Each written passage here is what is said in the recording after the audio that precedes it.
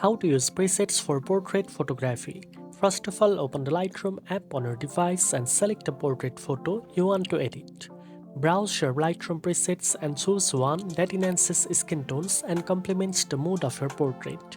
Next, apply the preset by tapping it. After applying, check the photo for adjustment needed. Fine-tune exposure, highlight, shadows, contrast and white balance to make the portrait look natural and well lit.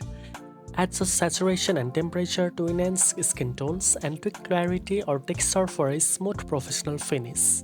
Once you are happy with the adjustment, save the edited settings as a custom preset so you can quickly apply the same style to future portrait photos.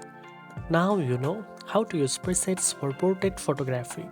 If you found this video helpful, don't forget to like, share and subscribe for more editing tips.